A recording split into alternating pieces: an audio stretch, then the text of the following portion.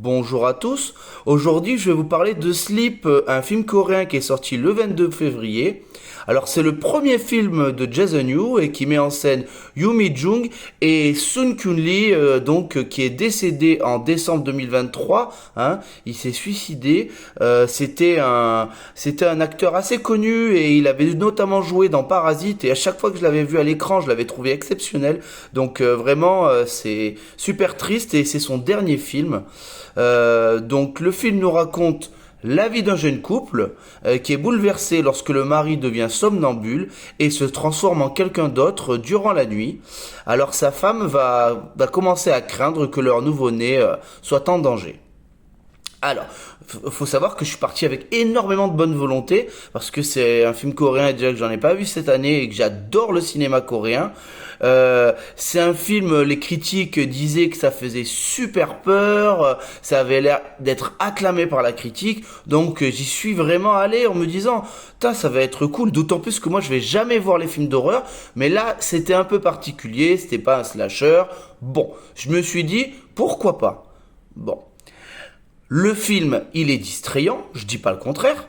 Par contre, si le but c'est de faire peur, c'est un ratage total. Ça fait peur 0%. C'est une comédie de série B.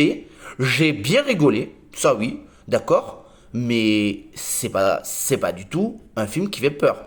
Absolument pas. Si vous pensez que vous allez y aller pour ça, absolument pas. Peur 0%, jumpscare 0.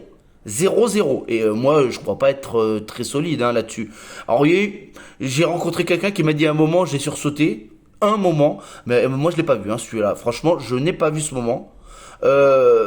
Donc voilà, si le but c'est de faire un film qui fait peur, raté. Maintenant, le rythme est très bon.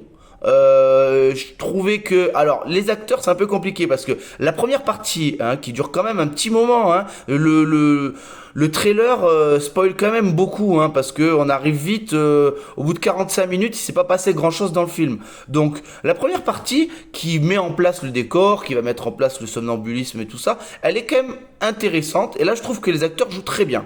Dans cette partie, ils sont drôles, ils sont touchants. Le couple s'aime, ça fait du bien de voir un couple positif au cinéma. Ça fait plaisir. Par contre, la deuxième partie, qu'on va dire la partie horrifique, mais pour moi qui est une comédie, vraiment, je rigolais. La deuxième partie, là les acteurs ça va plus du tout là. Là j'y crois plus du tout. Ça cabotine, c'est en surjeu tout le temps. Et il y a des moments où les personnages changent de caractère tout simplement d'un moment sur l'autre, mais tu fais mais attends, mais c'est trop rapide ça comme changement. T'y crois pas du tout. Moi je n'y croyais pas du tout. Donc cette deuxième partie elle est totalement ratée pour moi. J'ai pas du tout cru à l'horreur et c'est pas un film qui fait peur tout simplement. On frise le ridicule par moment. Moi j'ai trouvé qu'on frisait le ridicule, ça tourne à la rigolade. C'est pas sanglant pour un sou, mais alors pas du tout. Il est passé où le cinéma coréen, coup de poing, choc. Bon, je pense que vous avez compris l'esprit. Bref, si le but c'est de voir un film d'horreur, c'est raté. Si maintenant vous voulez vous distraire avec un film, moi je trouve qu'il tourne à la série B, qui fait sourire et qui est pas désagréable à suivre, bah allez-y, mais franchement c'est un film qui est totalement dispensable et que vous allez oublier assez rapidement. C'est pour ces raisons que je mettrai la note de 5 sur 10.